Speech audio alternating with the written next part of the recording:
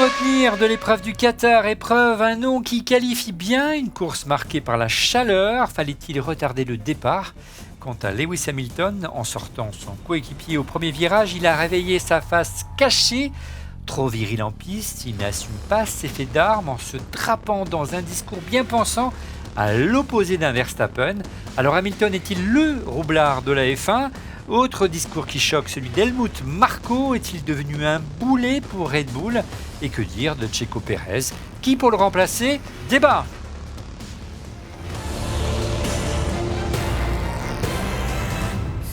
Bonjour à toutes et à tous, très heureux de vous retrouver pour ce 11e numéro déjà dont refait la F1, vous le savez. Merci pour votre fidélité et n'hésitez pas à nous soutenir en vous abonnant à notre chaîne YouTube et à liker bien sûr la vidéo s'il vous plaît. On refait la F1, vous le savez, c'est chaque jeudi avec avant un Grand Prix et avec pour arbitrer nos fanats du paddock dont l'expertise est parfois, comment dire, assez de mauvaise foi. Nous avons besoin d'un team principal et c'est bien sûr comme chaque semaine ou presque Éric Boulier. Bonjour Éric. Bonjour Olivier, bonjour à tous. À mes côtés, notre polémiste de la F1, fan de Lewis Hamilton et son écurie Mercedes, monsieur Laurent Pantanach. Bonjour Laurent. Bonjour tout le monde. Tu vas avoir du boulot ce soir parce qu'on a quelques procureurs contre toi. J'attends que ça. Voilà, Je vais vous fumer. Ouais, à tes côtés pour défendre les Bleus, cette fois-ci l'écurie Alpine, monsieur Guillaume Pommier. Bonjour Guillaume. Bonjour Olivier, bonjour à tous. Et à mes côtés, il a disparu, monsieur Don Camille, il est à mes côtés à droite. Don Camille, monsieur chef de l'église Ferrari, ça va bien ? Si, buongiorno. Tu as préparé tes fiches contre Lewis Hamilton ? C'est fait, c'est prêt, c'est chaud. Bon, et en duplex, l'édile du village Baïsia à Paris, monsieur Fabrice Marcella, alias Pépol, le maire du village Baïsia. Bonjour, bonjour Fabrice. Salut Olivier, salut tout le monde. Quant à moi, je demeure, vous le savez, le fan du meilleur pilote du plateau. Je vous le dis à chaque fois, il s'agit bien sûr de Fernando Alonso. Allez. Le plus vieux, tu veux dire. Oui, mais il se bonifie comme le vin.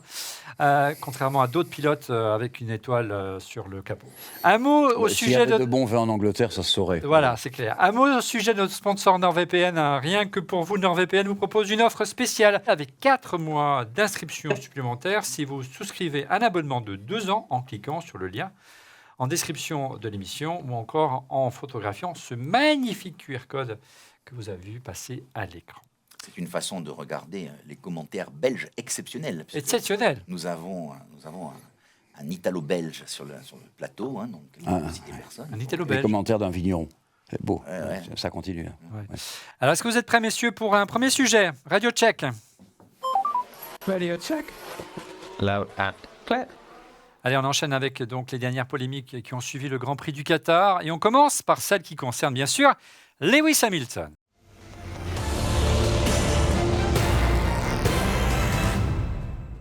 Blard ? Comment ça ? Qui a écrit ce script ? Je ne comprends pas. Verstappen est à nouveau, on le sait, le grand vainqueur du Grand Prix du Qatar, un triple champion du monde. Mais plutôt que de retenir une nouvelle fois cette domination, et c'est déjà troisième titre et troisième couronne qui fait l'égal d'Ayrton Senna, on va s'intéresser à un autre grand champion, Lewis Hamilton, un sextuple champion du monde qui a créé la polémique en envoyant dans le décor son coéquipier George Russell dès le premier virage. Russell a pu reprendre la piste et il a fait plutôt une magnifique remontée et finir quatrième. Lewis, lui, a dû abandonner. Évidemment, il s'est, comme d'habitude, excusé, mais sur le moment, il était assez véhément et qui montre quand même une attitude qui démontre une face un peu plus obscure du pilote de Mercedes, qui n'hésite pas à aller au contact de plus en plus, quitte à accuser son coéquipier avant de se confondre en excuses. Ce n'est pas la première fois, messieurs, que le champion anglais se comporte ainsi, provoquant des accrochages et se confondant en excuses. Mais le mal est fait, n'est-ce pas, monsieur Don Camille ? Bon, il faut bien que quelqu'un commence, je Ben vais oui. commencer. Alors, je pense que pour être à ce niveau-là, on ne sait pas être gentil. Ça, c'est normal, acceptable. À partir de là, on est soit dur, ce qui a été le cas d'un certain nombre de pilotes champions du monde, soit on peut être plus vicieux peut-être que dur. Et à ce niveau-là, je pense que Lewis est quand même à un très très haut niveau. Il a commencé dès le début avec Fernando, quand il était chez McLaren. Il a continué après. Il faut parler à Lewis de Lewis à Kobayashi, l'accident de Grosjean avec Alonso, c'est pas lui, sauf que c'est quand même lui qui Spa, c'est lui qui pousse. On a beaucoup critiqué Grosjean à Spa où il a failli. On oublie quand même qu'il est poussé par derrière et c'est encore Lewis qui est dedans. La saison avec Rosberg a été quelque chose d'épouvantable pour Rosberg. Puis on regarde les 2 accidents avec Max en 2021. Il y en a un qui se fait à 280 km/h, qui envoie l'autre dans les choux et probablement ça aurait pu être beaucoup à Silverstone, pardon. Ça aurait pu être beaucoup plus grave que ça. Je pense, et Eric ne me contredira pas, je pense que ces pilotes sont capables de conduire à 2,80 au centimètre près, sauf quand on rebondit sur un vibreur, c'est une autre affaire. L'accident de Max, c'est autre chose. C'est voilà, je ne me laisse pas faire, je prends le vibreur, mais c'est nettement moins dangereux quoi qu'il arrive que l'accident de Silverstone. 51 G. Voilà, et pour moi, ça résume un petit peu toute l'histoire. À chaque fois, on s'excuse, à chaque fois, mais l'addition de tout ça, ça commence à faire beaucoup, et il ne faut pas parler à Sébastien Vettel non plus de notre ami Lewis. Voilà. On se souvient en Azerbaïdjan, notamment lorsque, il freine un peu violemment et que Vettel lui rentre par derrière, entre guillemets, et puis il vient sur le côté, le pousse, et évidemment, toutes les critiques étaient envers Vettel. Et puis on pourrait citer, tu l'as dit, les multiples accrochages avec son coéquipier Rosberg chez Mercedes. Et c'est chaque fois le pilote allemand qui s'est fait taper sous les doigts systématiquement. Le roublard Lewis, lui, il fait un peu. Ils ont donné le titre cette année-là. Parvenant toujours à se victimiser. Que répondez-vous à ces... Est-ce que là, on va faire un petit tour d'horizon, on va te donner la parole. Peut-être Guillaume, et après Fabrice et Eric. Bon, déjà en 2016, Mercedes n'a absolument pas donné le titre à Rosberg. Il a été le chercher brillamment et il méritait sa couronne. Il a fait une super saison. Pour revenir sur Lewis, moi je suis d'accord avec Alain. Tous les grands champions ont du caractère et d'autres champions du monde avant lui, Schumacher, Senna, avaient ce même caractère. Il y aura beaucoup d'exemples entre Senna et Prost et aussi entre Schumacher et Damon Hill par exemple. Senna, Adélaïde. Senna, Schum, Verstappen, ils assument leurs actes. Je vais venir. Et je pense qu'effectivement, Lewis, bon là sur l'affaire Russell, en fait il y a 2 facteurs. Il y a un facteur structurel et conjoncturel. Structurellement, il est un peu, depuis 1 an ou 2 ans, sous la pression de Russell, qui grignote la position dominante de Hamilton chez Mercedes, qu'il avait avec Bottas. Et là, il sent un peu le danger, et du coup, il doit montrer un peu plus les muscles. Ça, c'est structurellement, ça fait 2 ans. Et puis, conjoncturellement, il ne faut quand même pas oublier quelque chose, c'est que Hamilton, il avait des pneus tendres, des pneus soft, des pneus rouges au départ du Grand Prix du Qatar, et c'était le seul dans les 3-4 premiers pilotes. Du coup, il avait un intérêt très fort d'aller vite prendre la tête du Grand Prix, d'aller mettre la pression sur Max. Et je pense qu'il a péché par excès d'optimisme, par volonté, et je pense que ça a contribué, en fait, ces 2 facteurs à cet incident. Je pense que c'est un fait de course, et je suis pas sûr qu'Hamilton soit plus agressif que les autres champions qu'on a cités tout à l'heure. Ah, mais comment ? Alors, monsieur Fabrice et Eric, peut-être vos réactions. Est-ce que vous trouvez que c'est un fait de course, ou au contraire, bien que tout simplement... souvenez-vous, notamment, j'ai l'impression de revoir, c'est un monde sans fin. Pour moi, le summum, ça reste quand même le Grand Prix d'Abu Dhabi en 2016, alors qu'il est en tête et que ça ne suffit pas pour être champion du monde. Il permet à tout le monde de revenir, quitte à perdre, pour que Nico Rosberg se classe que 3e ou 4e et donc ne soit pas champion du monde. L'ensemble, le team principal, l'ensemble de l'écurie Mercedes lui demandait d'accélérer. Il a refusé. J'ai la citation d'Hamilton. Regardez. Son ingénieur. Lewis, tu dois augmenter le rythme pour empêcher Vettel de revenir. C'est un ordre, disait l'ingénieur d'Hamilton. Et il a répondu, je m'en fous, je suis en train de perdre le titre, lui a rétorqué Hamilton. Est-ce que c'est acceptable, ça, de la part d'un pilote Un peu, mon neveu. Oui, on va poser la question au team principal, peut-être. Eric, et après Fabrice. Oui, je ne vais pas en remettre une nouvelle couche, en tout cas sur Sir Hamilton, tu aurais pu dire à la place de Roublard, le petit filou. Il n'en reste pas moins. Effectivement, c'est un pilote, il veut gagner. Ça ne me choque pas outre mesure, cette envie, en tout cas, de certaines fois d'être un petit peu à côté des règles ou en tout cas d'être dans la limite de ce qui est acceptable. Mais il le fait, c'est assez étonnant, c'est la perception qu'a le public vis-à-vis de ça. C'est-à-dire que quand Schumacher fait ça, tout le monde critiquait Schumacher. Quand il le fait, tu vois, il le fait sans le faire, et puis après, immédiatement, il s'excuse, quoi. Donc, et on a plutôt tendance, finalement, à accepter. C'est la première fois, finalement, qu'on tacle un petit peu Hamilton dans cette émission. Mais sinon, on a toujours tendance à accepter. C'est Sir Hamilton. Il ne faut surtout pas toucher à Sir Hamilton. Donc, je suis content qu'on en parle. Et c'est pour la première fois dans cette émission, je suis d'accord avec Guillaume. Alors, Eric, peut-on dire que Hamilton cache bien son jeu, toi qui l'as bien connu et qu'il est un peu roublard, avec un comportement antisportif en piste et un discours toujours policé hors piste, l'antithèse d'un Alonso ou d'un Verstappen qui l'ont payé, eux, par contre, très cher en affirmant en piste et devant les micros bien haut ce qu'ils pensent, alors que Hamilton, ce n'est pas forcément la même chose. Alors, je dirais qu'il y a du vrai dans tout ce que tout le monde a dit. Il y a aussi du faux. C'est un grand champion automobile, comme l'a dit Alain. On n'est pas un champion, et surtout multiple champion du monde. En vendant des roses, quoi. Donc forcément, il y a toujours un petit côté roublard, comme tous les champions en ont eu. Alonso l'a aussi, Schumacher l'a aussi. Non. Et quelque part, même Rosberg l'avait aussi, même si il est peut-être moins présent que Lewis. Tous l'ont eu. Tous l'ont. La particularité de ces champions, c'est que c'est d'abord des mauvais perdants.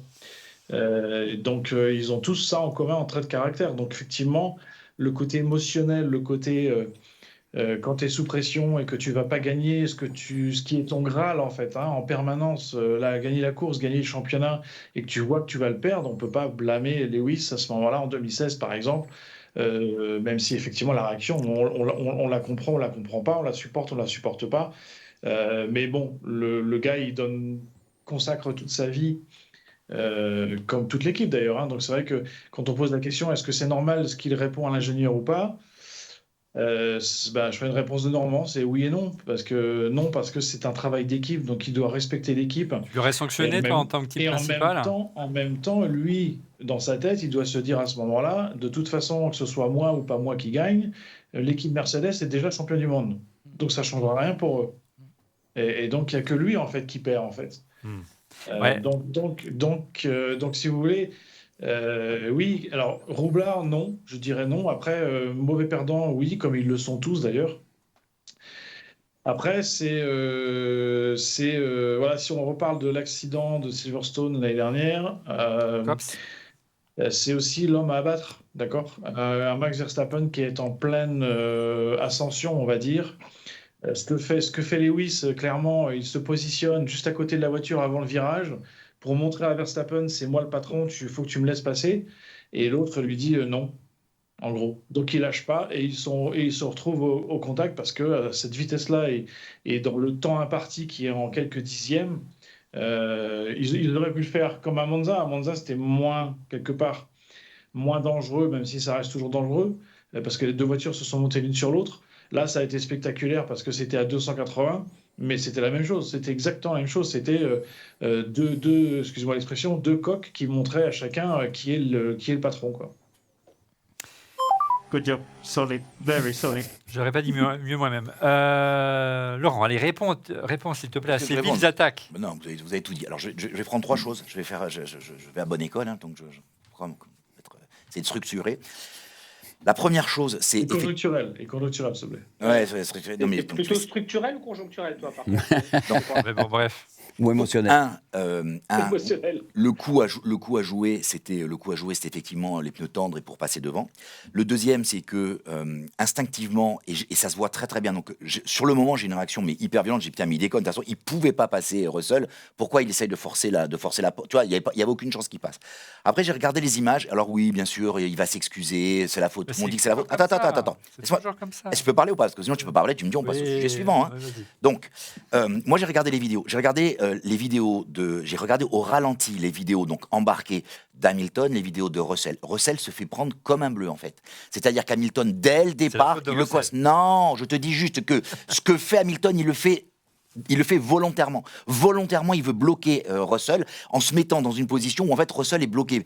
Même s'il allait plus vite. Et ce qui a été fort, c'est que Russell a pris finalement un départ presque meilleur que Verstappen, parce que du coup, il a réussi à avancer dans Verstappen. Et il a coincé contre Verstappen. Et au moment d'arriver dans la courbe, il était obligé de légèrement écarter, ou sinon il rentrait dans le cul de Verstappen. Et c'est là où il se touche. Donc moi, il a bien tenté. Il a perdu. Il faut quand même dire les choses, c'est que Hamilton aujourd'hui, il a tenté un coup qu'on peut appeler dégueulasse et tout ça, s'il passait Russell et si dans la courbe il arrivait à l'enrouler qui passait Verstappen, tout le monde dit ah c'est un coup de génie, c'est un coup de génie. Le premier qui a blâmé dans ce truc-là, c'est Hamilton, mais c'est lui qui est pénalisé en même temps. Ok, donc ça c'est le premier point. Le deuxième qui gagne de ce truc-là, c'est Pérez. Et on en parlera après, parce que si Hamilton se loupe pas et finit premier ou deuxième de ce Grand Prix, Pérez, allez, ciao. Donc continuons. Maintenant je vais reprendre deux points. Je vais reprendre deux points. Je reprends 2 points juste. Non, parce que vous avez fait un peu l'histoire. Sur Silverstone, je ne suis pas d'accord avec vous. Sur Silverstone, ce qui s'est passé, ça faisait plusieurs fois que Verstappen disait moi, de toute façon, c'est soit on me laisse passer, moi je baisse pas les bras, moi je continue. Et il a sorti pas mal de monde. Il y a eu pas mal de touchettes de la part. Et là, il n'a pas laissé passer. Donc moi, j'avais trouvé ça plutôt malin de dire ouais, je suis le vieux con, c'est moi, mais moi, je vais montrer que moi aussi, j'ai été comme toi plus jeune et je vais montrer qui c'est qui. Alors, Eric a parlé moins vulgaire que moi, il a dit De Coq, c'est qui va pisser le plus loin, je dirais, tu vois. Donc voilà. Il y avait un troisième truc que vous avez cité, je sais pas c'est lequel, mais non, pour moi c'est un fait de course, c'est celui qui se fait pénaliser, le premier après l'équipe, c'est Hamilton. Donc bon, il a joué, il a perdu. Je trouve ça dommage parce que je pense que ça aurait fait un Grand Prix assez génial avec quand on voit la remontée de Russell. Maintenant, oui, je sais ce que je veux dire. Sur l'accusation. Russell, quand même, hein. Le grand perdant, ça reste Hamilton. Russell, c'est les fins du. Ok. Je donne juste un truc. Quand au Grand Prix de France, quand Leclerc se sort, il y a la pédale. Il n'y a pas de pédale. Mais la première réaction, c'est le mec a fait une connerie et il dit putain merde, c'est pas moi, c'est la voiture. Donc en fait, je pense à ça parce que l'autre jour j'ai revu cette scène. Donc en fait, tous ces pilotes ils sont comme ça. Putain, me faire sortir par mon coéquipier, c'est exactement ce qu'il a dit. Quand tu regardes, il a pas vu l'image et quand tu vois de lui, tu ne vois pas l'image parce que quand ça lui est arrivé, avec l'image embarquée, tu vois pas l'image. Même dans le rétroviseur, tu as du mal à voir comment ça touche. Et après, il voit les images prises de l'extérieur et prises de l'extérieur, effectivement, il a un peu fermé. Voilà, c'est tout. Donc il y a rien à dire. Donc en fait, vous mettez la tête comme ça. Que Russell s'excusait aussi. Oui, Russell s'est excusé aussi. Mais donc moi je dirais plutôt. Ça, c'est la bonne éducation britannique. Tout à fait. Forcément s'excuser tout le temps après, mais pour moi, il y a pas effectivement tout ce que tu as dit, Laurent, est en partie vrai. C'est un fait de course, le Qatar. Il a la possibilité de prendre un super départ avec des pneus plus tendres. Il tente le coup. Et Russell se retrouve là et bon voilà, c'est un fait de course et tout. Après effectivement le côté quand on met sous adrénaline et mauvais perdant fait qu'on accuse d'abord l'autre avant de se regarder soi-même, mais ils ont très vite corrigé le tir, donc là-dessus il y a pas grand chose à dire. Et pour revenir à ce que tu disais sur Silverstone, c'est ce que je te dis, c'est que très vite en fait, même dans les catégories juniors, les pilotes apprennent à s'imposer. C'est une des règles qu'ils apprennent, c'est-à-dire qu'ils veulent que quand on voit le casque jaune d'Hamilton dans son rétro, on sait instinctivement, il y a un petit avantage psychologique. On sait que quand il va tenter de nous passer, on ne va pas tenter de bloquer, puis de toute façon c'est Hamilton. Et donc, mais ça il faut le gagner. Et pour le gagner, c'est Maldonado. Non, mais je ne devrais pas le dire, mais c'est ce qu'on apprend dans les catégories juniors. Dans les catégories juniors, les gamins, des fois, se mettent exprès à côté de l'autre et lui mettent un coup de ponton pour lui dire la prochaine fois, tu me laisses passer. Ouais. Et c'est comme ça l'école de la course. Voilà. Allez, Guillaume, pour le coup, juste pour peut-être conclure ce débat et donner un peu de perspective, je pense ce qui va être intéressant, c'est la réaction de Russell et la dynamique en fait interne dans l'équipe. Est-ce que Russell en fait, il a le choix. Soit il devient un Bottas, soit il devient un Rosberg. Donc soit en fait il s'écrase devant le maître. Oui, bien sûr, il est plus Rosberg déjà.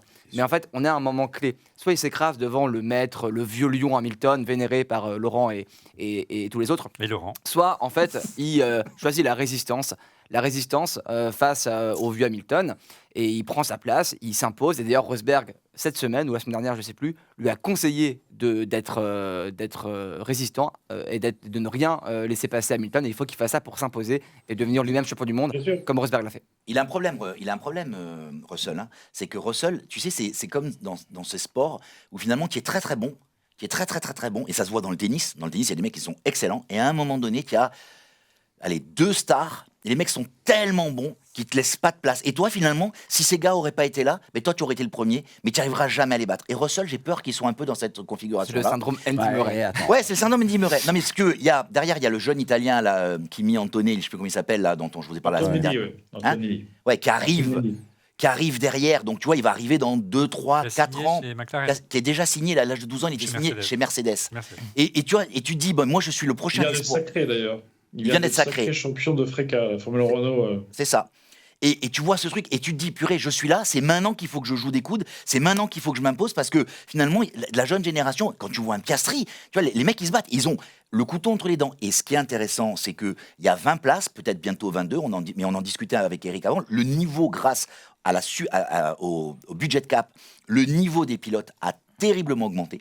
C'est-à-dire qu'il y a de moins en moins de pilotes payants. Non mais arrête de faire le politique là, en prenant la parole de manière infinie pour détourner le sujet. Je détourne pas le sujet, pour moi il n'y a rien à dire. Moi, je ne suis pas là en train de dire, Russell, machin, incident de course, oui, ça peut être incident de course. Ce que Fabrice et moi ont dit de manière claire, c'est il y a une liste longue comme mon bras d'incidents dans lesquels il est mis. Mais c'est n'importe Chaque fois, quoi. passe-moi l'expression, il a agi. Alors on peut dire british ce qu'on veut, Eric connaît mieux ça que nous. Mais plus tu roules, mais plus tu roules, mais plus tu roules, mais plus tu as des problèmes. Est-ce qu'on peut citer, personne l'a cité, mais je pense que c'est important de le rappeler, Espagne 2016, où Rosberg a gagné les premiers Grands Prix, Hamilton il est en difficulté, Rosberg il prend un bon départ, qu'est-ce qui se passe?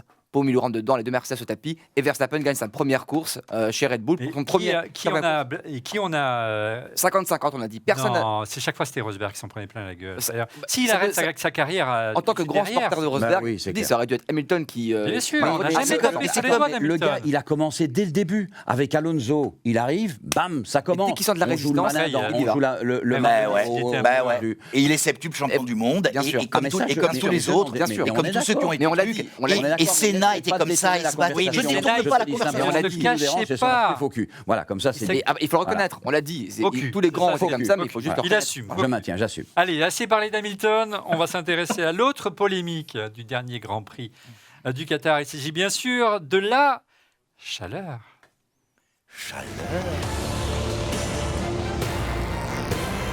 La F1 en surchauffe, le studio en surchauffe, donc tout va bien. C'est le fait marquant du Grand Prix du Qatar. La chaleur accablante et la condition physique des pilotes de la F1 du Grand Prix qui était vraiment au plus bas. Une température qui a dépassé les 40 degrés en bord de piste, près de 50 degrés ressentis. C'est énorme, humidité proche de 75%, les amis. On les a tous vu, ces images, elles étaient impressionnantes. Abandon de Logan Sargent, complètement déshydraté, qui a dû s'arrêter avant même la fin du Grand Prix. Abandon pas d'Esteban Ocon, mais Esteban Ocon a carrément raconté qu'il avait vomi dans son casque. Pourtant, quand on voit la bête physique que c'est quand même assez symptomatique. Et carrément, mon idole, Alonso, qui a réclamé qu'on jette un seau d'eau sur son siège qui était brûlant. Et Norris a déclaré que certains pilotes se sont évanouis au centre médical juste après le Grand Prix. Regarde juste la cool room. Tu as, je ne sais plus qui c'est, si c'est Norris ou Piastri qui est allongé par terre, quoi. Le mec, tu as l'impression qu'il est en PLS, quoi. Tu sens que il est rincé, quoi. Tu vois, le mec. Alors, comment on interprète ce coup de mou, c'est moins qu'on puisse dire. Est-ce qu'il y a une erreur de la FIA en termes de calendrier? C'est pas le bon moment. Est-ce qu'il fallait retarder le Grand Prix? Votre avis, les amis? Moi, je peux vous dire la réponse, elle est à la fois structurelle et conjoncturelle. Waouh. Voilà. Elle est structurée. Non, pardon. Moi,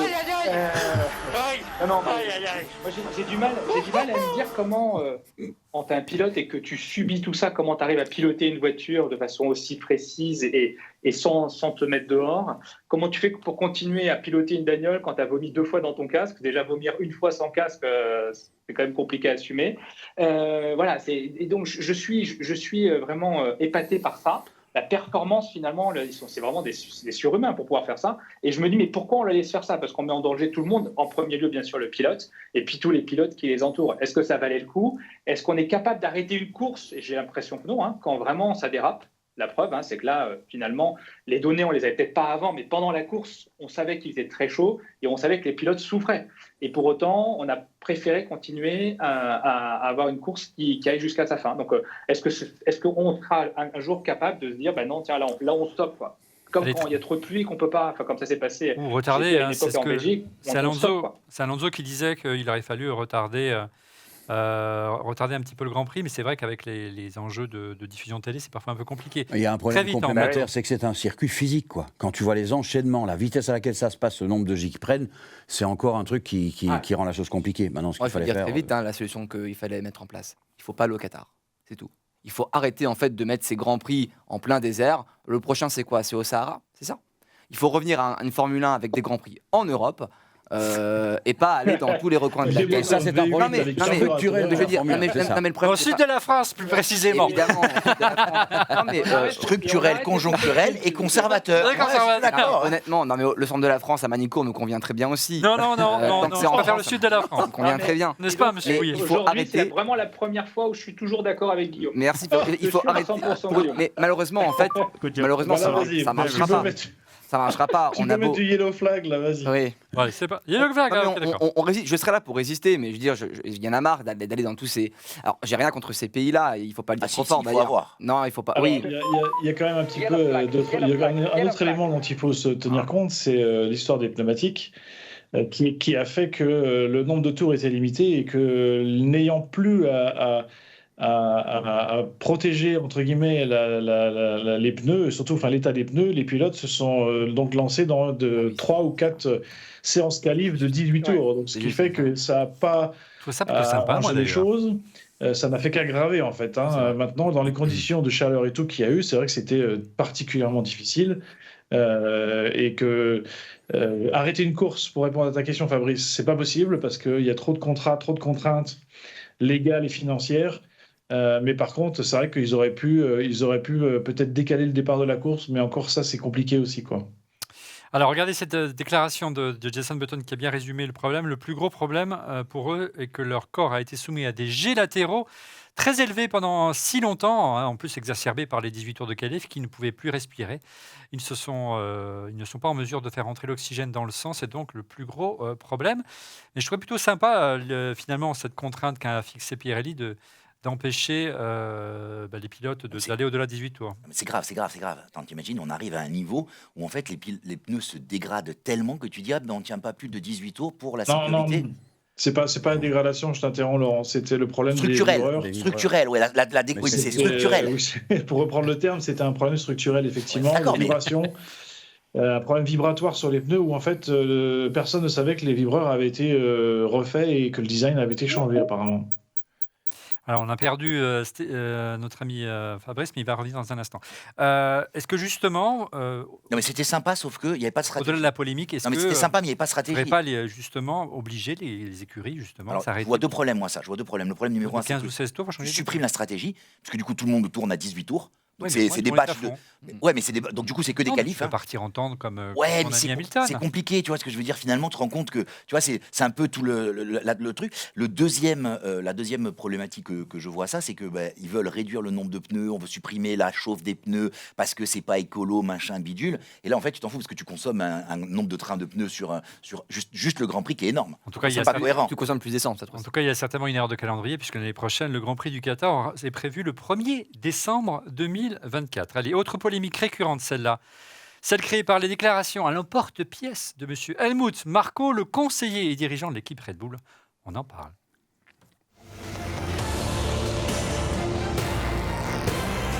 Allez, sortez les baïonnettes, mes fanats du paddock. Est-ce que Helmut Marko est devenu le boulet de Red Bull Helmut Marko, je vous le rappelle, c'est le responsable de la filière Red Bull et de la détection des pilotes.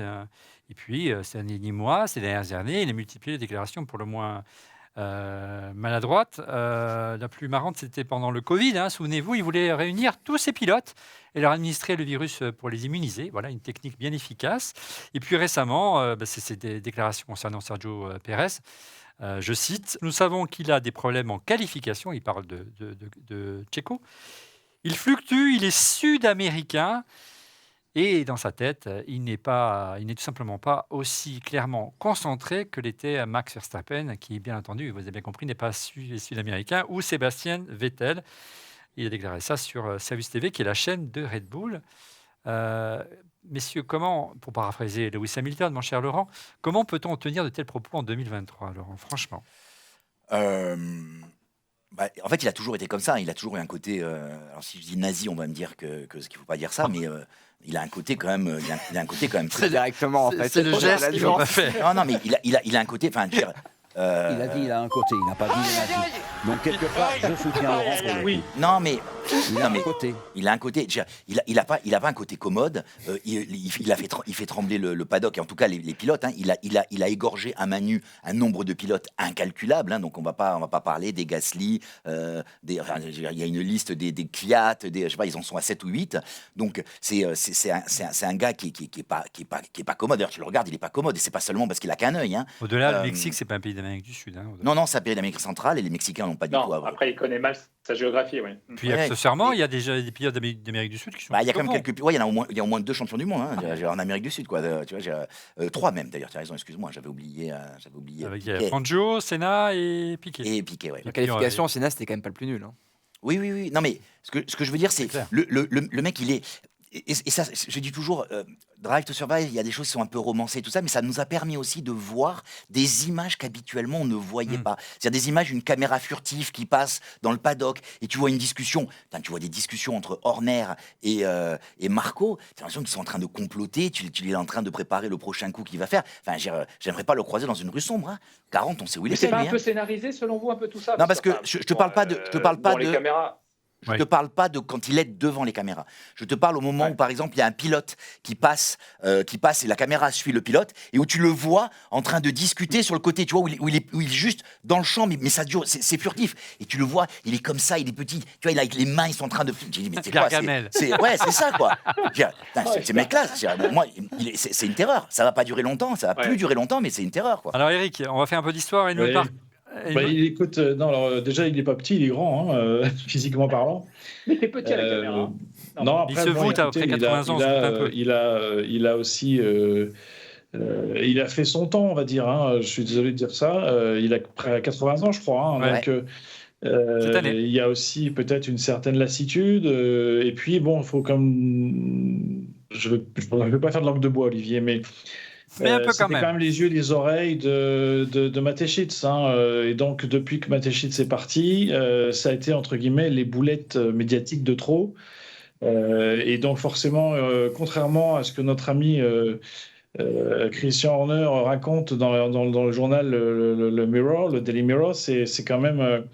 où il dit combien ils sont amis, copains et tout, alors que bon, c'est pas vrai du tout en fait. Hein, ils se haïssent depuis le début et Marco avait été bombardé là où il est aujourd'hui pour garder un œil sur l'écurie en Angleterre. Pour cornaquer Horner. C'était l'œil de Mateschitz, en jeu de mots. Le grand protecteur est parti, forcément, il y a un petit peu voilà.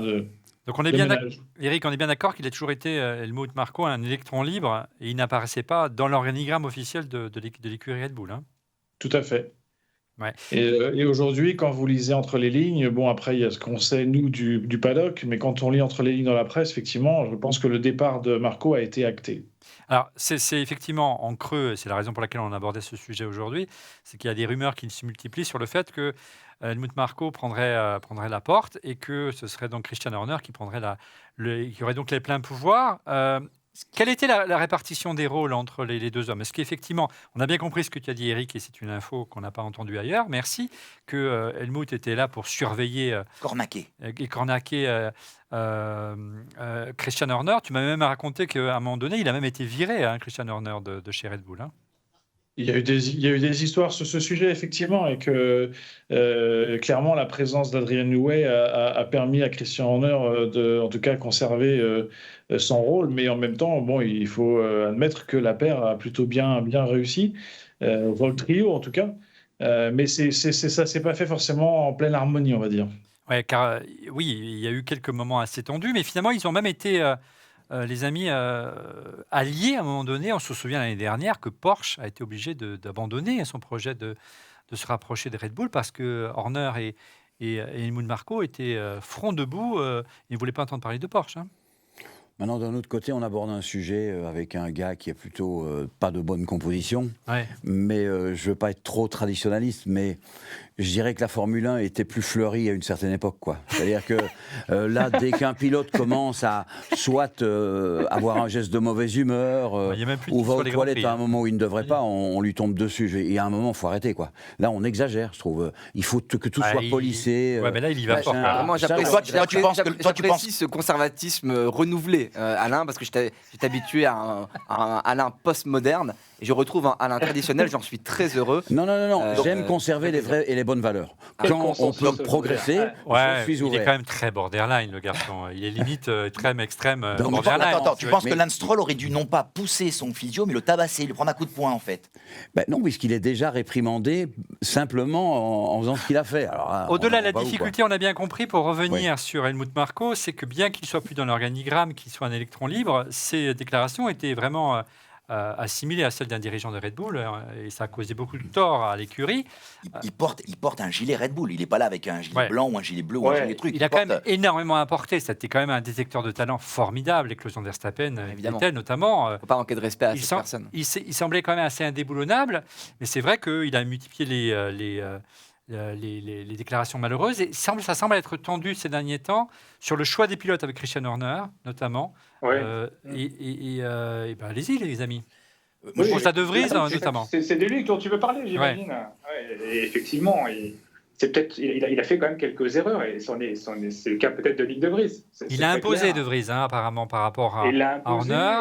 Il a choisi de prolonger Tsunoda également, contre l'avis d'Horner une nouvelle fois, en voulant ménager absolument Honda. Donc, il n'a pas conservé Liam Lawson, qui a plutôt bien remplacé le Ricciardo.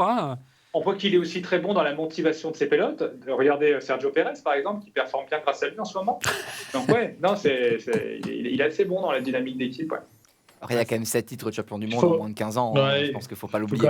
Il faut rendre un peu à César ce qui lui est redevable. Il a quand même trouvé de très bons pilotes et permis à des Max ou des Sébastien Vettel de s'exprimer. Ouais. Après, il a un management très très rude, ça c'est clair. Il n'a pas vraiment de pitié pour les pilotes. Pour lui, c'est un peu du sopalin, si je peux me permettre. Et en fait, ce qui lui reprochait aussi, c'est que là, il n'y a plus vraiment de talent dans la filière aujourd'hui. Donc, je pense qu'il l'a un peu délaissé. Il a développé beaucoup d'autres activités personnellement.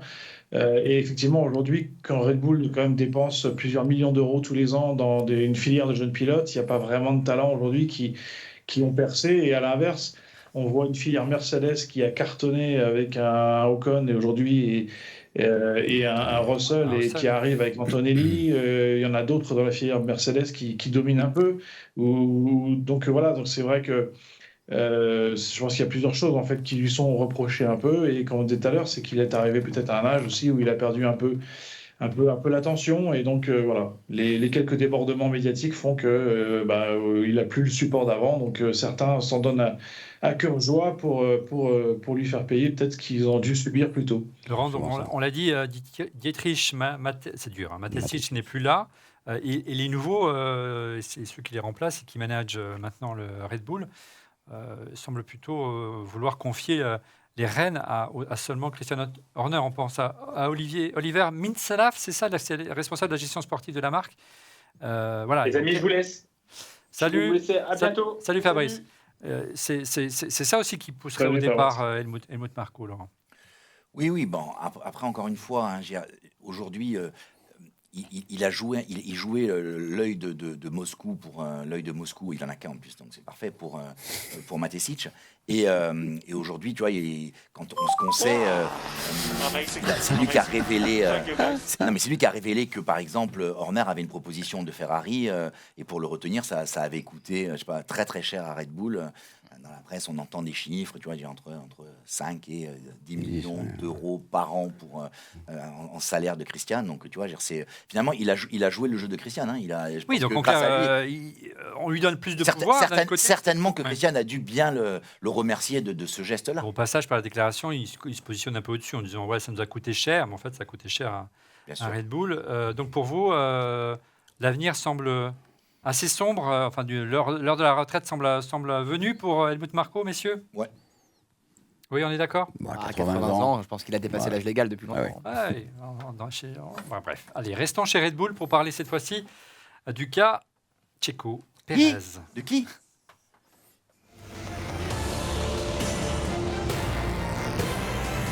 Les Grands Prix se suivent et Sergio Pérez semble de plus en plus sombrer face à son coéquipier désormais triple champion du monde Max Verstappen.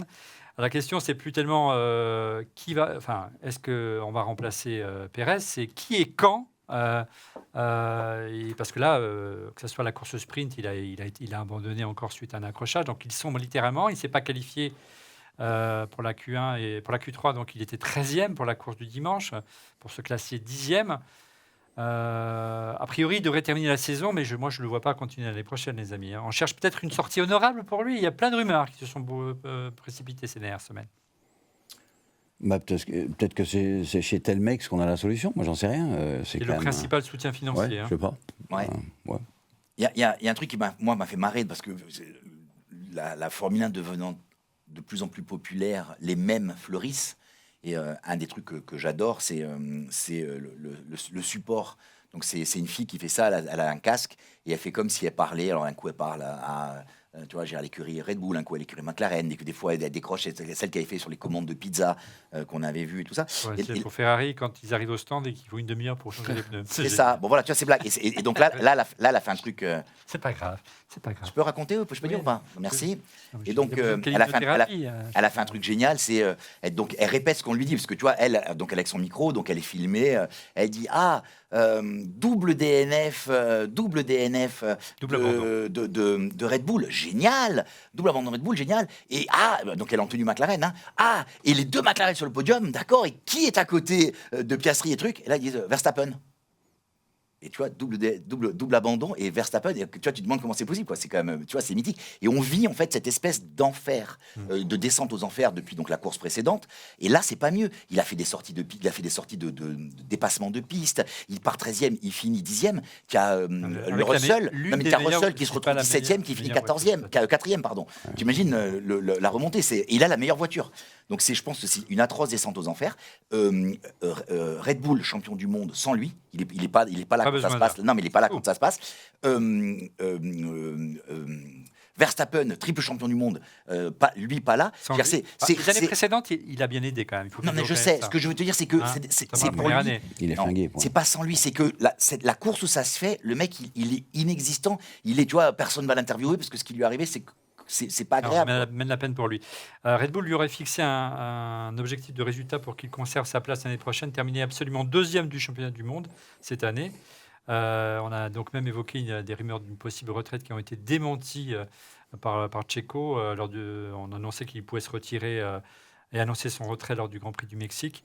Il veut rester encore 3 ou 4 ans. Ton sentiment pour conclure, Eric, est-ce que tu penses que c'est la messe est dite et que Daniel Ricciardo, dès qu'il sera remis remis en selle, il va reprendre sa place l'année prochaine? C'est le scénario qui s'est oui, la messe est dite. Quand on lit les commentaires de Christian Horner toujours, qui dit qu'on est la seule équipe qui n'avons pas une paire de pilotes au même niveau, là, ça veut dire qu'il a signé l'arrêt de mort. La retraite, évidemment, Checo dit non, il n'en est pas question, mais je pense que c'est pas lui qui va décider malheureusement. Et après, se faire sortir de chez Red Bull après une saison catastrophique comme il l'a aujourd'hui, enfin en tout cas une fin de saison catastrophique comme il la vit aujourd'hui, ça va être compliqué pour lui de trouver un autre baquet. Même si vous l'avez dit, il a quand même l'avantage d'avoir quelques sponsors mexicains et sud-américains qui peuvent l'aider peut-être à rebondir quelque part. Mais la forme qu'il affiche aujourd'hui ne plaide pas en sa faveur pour lui, clairement, de retrouver un baquet. Ce qui est étonnant finalement, Eric, c'est qu'il soit encore là et pour en témoigner la déclaration inattendue de l'inénarrable Helmut Marko, encore lui. Regardez, nous n'avons tout simplement pas d'alternative. Il parle bien sûr de Checo Pérez. Sinon, il pourrait avoir un problème, effectivement. Pour le moment, je ne vois qu'une seule personne qui pourrait se rapprocher de Max. Et là, c'est vraiment ça. Alors là, je suis tombé de ma chaise. Il parlait de Fernando Alonso. Comment relancer, mettre une pièce dans le flipper? Je pense que ça c'est plutôt, je pense, c'est allumer un contre-feu, comme on dit, parce qu'ils veulent pas annoncer Ricciardo, ou ils veulent surtout pas que la presse s'enflamme toute seule en disant mais vous avez Ricciardo. Donc je pense que c'est simplement un contre-feu. Allez, je propose pour Fernando Alonso, il aurait pu aller chez Red Bull il y a plus de 10 ans, quand il était chez McLaren à l'époque. Red Bull lui a proposé un contrat pour le sortir de chez McLaren, ça arrivait avec Hamilton, mais il y avait un contrat, je crois, que de 1 an. Et Ferrari lui a proposé plus, et du coup, il a été chez Ferrari. Donc, ça aurait pu être un pilote Red Bull aussi. Quel grand pilote de Ferrari, ce Fernando. Il aurait mérité au moins 1 ou 2 titres. Allez, on passe à votre rubrique préférée, je la connais, ça s'appelle Quiz F1.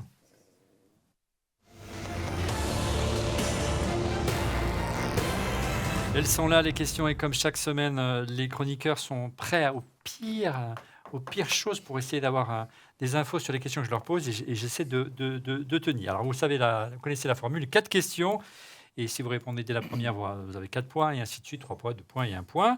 Êtes-vous prêts, messieurs? Oui. Allez, on lance la grille.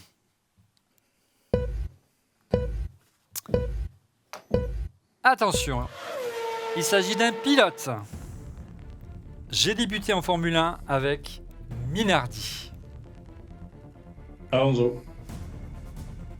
Fernando Alonso, c'est juste. C'est dit, c'est fait. Amazing, amazing. Thank you, guys.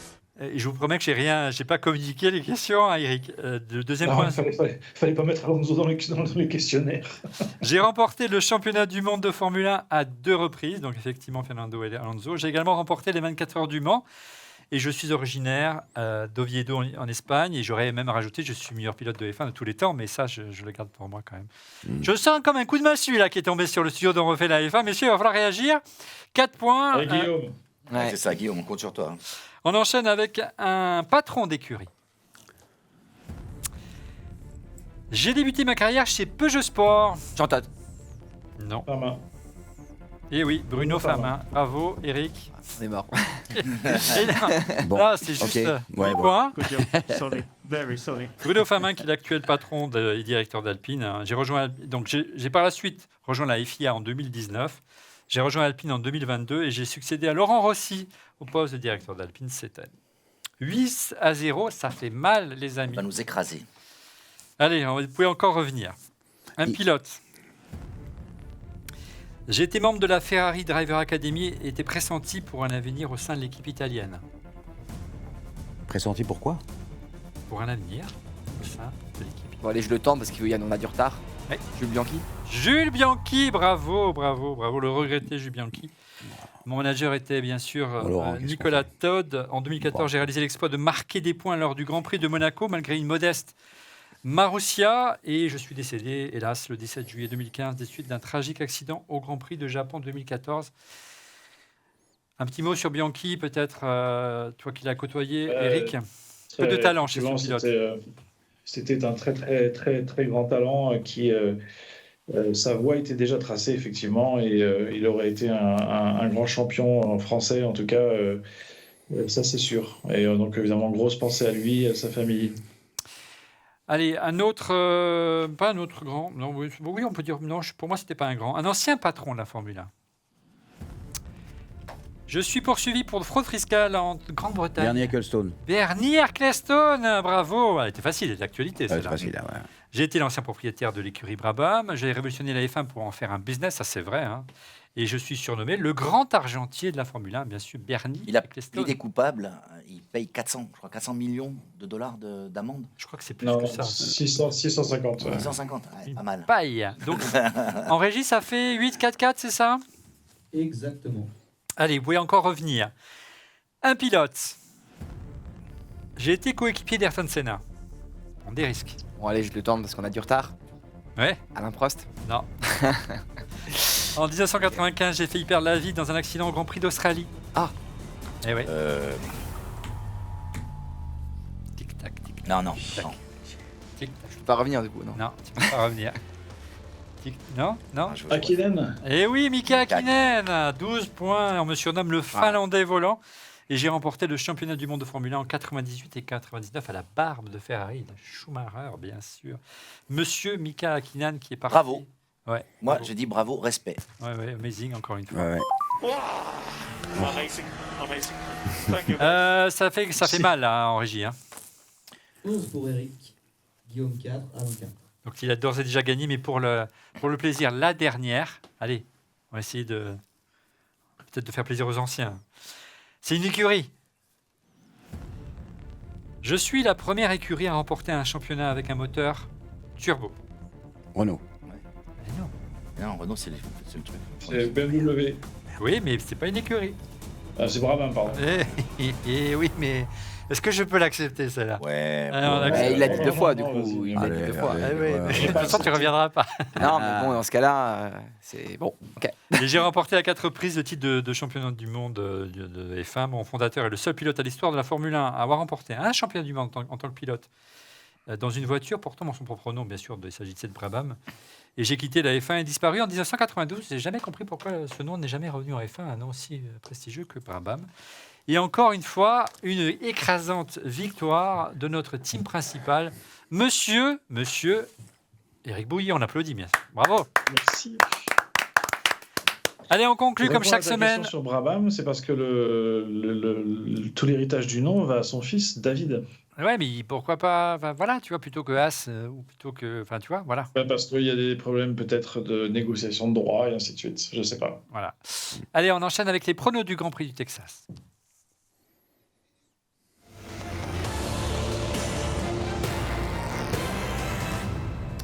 Tu veux nous dire un petit mot? Tu as pu regarder le Grand Prix la dernière fois ou pas? Oui, je t'ai dit que maintenant je me Tu connecte. étais à l'étranger. Je me connecte systématiquement avec mon compte. Là, il est en Corse. Exactement.